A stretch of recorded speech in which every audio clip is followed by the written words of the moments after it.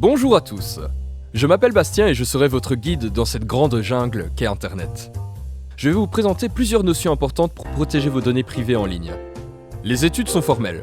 Que ce soit les plus vieux ou les plus jeunes, beaucoup font des erreurs qui mettent leurs données privées en danger. Certaines études montrent même que des utilisateurs plus âgés ne prennent même pas la peine de défendre leurs données parce qu'ils se considèrent honnêtes et n'auraient rien à cacher. La protection de vos informations personnelles ne concerne pas que les dealers et les criminels. C'est toujours utile de savoir ce que les sites font avec vos données. Cela vous permet d'éviter pas mal d'abus possibles et vous permettrait de faire de meilleurs choix. Laissez-moi vous expliquer. Mais d'abord, c'est quoi une donnée personnelle ? Sur Internet, plein d'infos sont reliées à vous.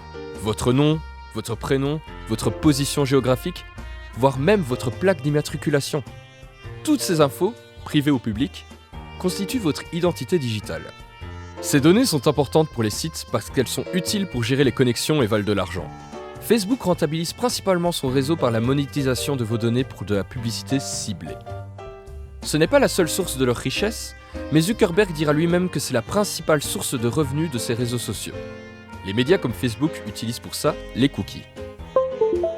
On ne parle pas ici du biscuit américain, mais d'un genre de fichier texte qui récolte des informations sur vous.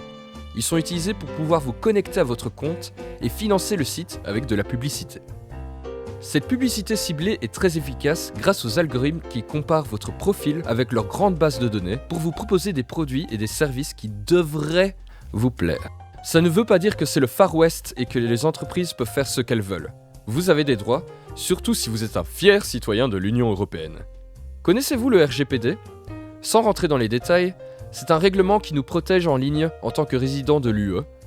Il nous donne plusieurs droits. D'abord, le droit à l'oubli, qui vous permet de supprimer vos informations personnelles. Vous avez également le droit d'accéder à vos données et de les mettre à jour.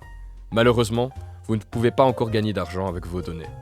Ces sites doivent vous demander votre autorisation pour accéder à des données sensibles comme votre localisation. Certains sites et services sont plus critiquables que d'autres. Facebook, TikTok, Zoom et Airbnb ont déjà été critiqués pour abuser des données privées comme accéder à la caméra des smartphones de leurs utilisateurs sans leur autorisation. Il n'y a pas que de mauvais élèves. Des services comme Signal ou DuckDuckGo sont connus pour limiter la récolte de vos infos personnelles. Il ne faut évidemment pas tomber dans la paranoïa.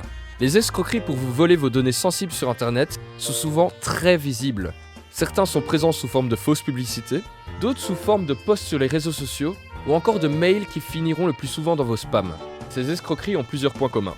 Elles ont tendance à être très alarmistes, que ce soit pour vous prévenir d'un faux danger ou pour vous inviter à gagner de l'argent facilement.